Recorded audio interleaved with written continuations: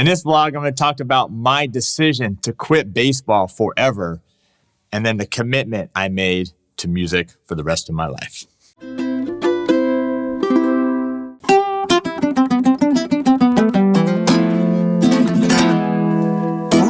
Welcome to Ukulele Pros. I'm Terry Carter, and this is our vlog, my personal vlog, and this goes along with the blog that I have over at blog.ukelikethepros.com. They're not always the same because I'm not going to copy word for word the written part of the blog. I'm just going to kind of freeform. So you're going to maybe get a little bit more juicy details here in this video. But if you're new to the channel, please subscribe, smash that like button, and turn on that bell notification. That way, not only do you stay up to date with all the lessons that we do here, tutorials, but also you help promote Ukulele Pros, and I appreciate that. So let's go back here. 1993. That was the day I remember it very clearly. I walked into my coach's office. I was actually going to school up in LA, Azusa, not really technically LA, Azusa Pacific University, and I was there for baseball. That's a whole nother story, but I was there for baseball, and after the one semester up there, I walked in and I said, I'm done. I quit. I'm moving back to San Diego, and that was it. That decision helped lead me to the next decision, which is what we're talking about here, the commitment that I made. Maybe something you need to do as well for something. But I'm back in San Diego now. It's 1994. Why I quit baseball? Many reasons, but in a nutshell, I think music was calling me. It was time for me to explore the music. I wanted to hang out with my friends. I wanted to play in a band, and so it was driving me. So 1994, we're playing in a band, and my buddy Mike, he was the bass player, cool guy, and I still talk to him from time to time. He goes, there's this class at Grossmont College, and it's a music theory for guitar. Why don't me, you, and Dennis was one of the other guitar players in the band, why don't we take that? And so I was like, all right, let's take it. We were like rock musicians. We didn't really know a lot. We just kind of played some simple chords and stuff like that. So this was going to be our introduction to a little bit of theory. Let me do a little music break and I'll get back into the story.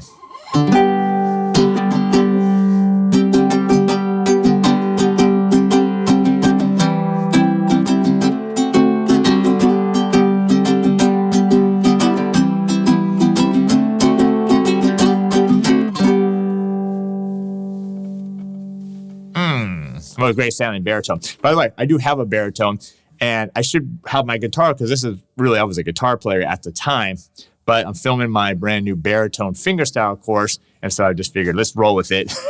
I'll have to change the setup, and so you got my baritone for here.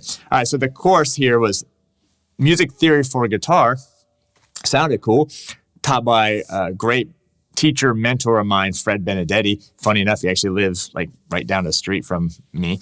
And great guy, cool guy, great player, fantastic guitar player, mainly classical, fingerstyle, absolutely fantastic. And just a warm, gentle soul and spirit and a great teacher, very patient. So we take this course. It was very cool. What we did was we applied music theory, such as learning our notes, learning scales, learning chords, moving up and down a neck, but we learn it on the guitar. So instead of just most theory time, you're just writing in a book and it's all theory, you actually take that and then you apply it to the guitar. So that was really, really perfect for me because I was starting to get into, I wanted to learn a little bit of music theory. How about you? Are you into music theory? Sometimes we just want to play, but at some point, as you play long enough, you learn enough songs, something drives you to learn a little bit more. So if that's something you're interested in, music reading, theory, chords, all that scales, leave that comment below. So it was a great class, got an A in it. And at the time, like I said, this is 1994, I didn't really know what I wanted to do. I just quit in baseball. That was my life. That was what I was groomed to be since I was a kid. I was supposed to be a Major League Baseball player. I remember I used to write in class, I used to doodle baseball stuff when I was supposed to be in woodshop class. Supposed to be paying attention, and I was doodling baseball stuff. So it was just something that I was supposed to be as a kid. So now what do? Music, luckily, had been around with me for a few years, the guitar, stuff like that. So I did have something else that I was good at and interested in. But what do? So I just continued taking classes. So taking all my general ed classes, history classes, writing classes, Spanish class. And So the next semester, he offered the music theory for guitar level 2. Well, Mike and Dennis bailed on that one. I think they had full-time jobs, something like that. So I took it. And then started to really develop my interest in music even more now. So now I'm learning, right? I'm learning the foundation, the fundamentals. Besides just playing stuff, I'm actually knowing how to apply it. So what I'm playing, why it works together, all that stuff. And it was really, for me at the time, it kind of just opened up a lot of things with something I was interested in, and it opened up a big thing in my mind of what you could do with music. All right, little break here, and then we'll get back to the story.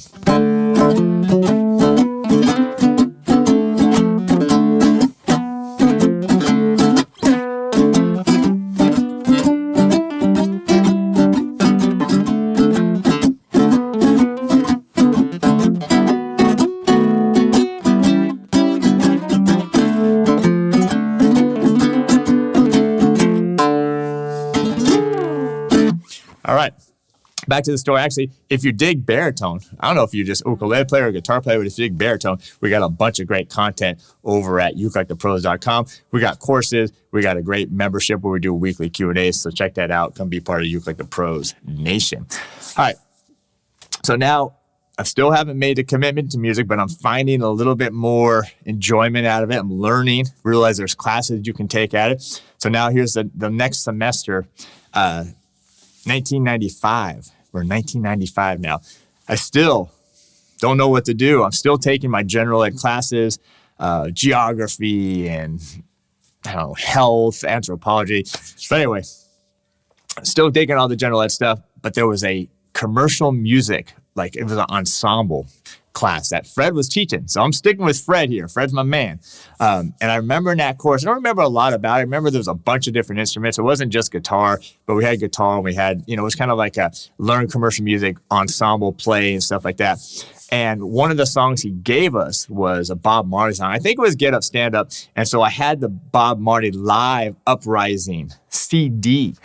CD. So I'd go home and I'd listen to it. I could not figure out the reggae. Like I couldn't understand that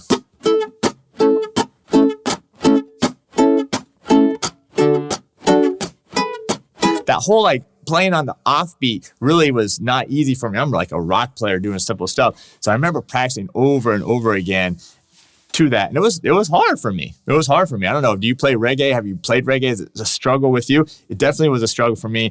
And eventually over that semester, I worked on it. I think we did a performance or a recording. I think it was a recording we did at the end of the class.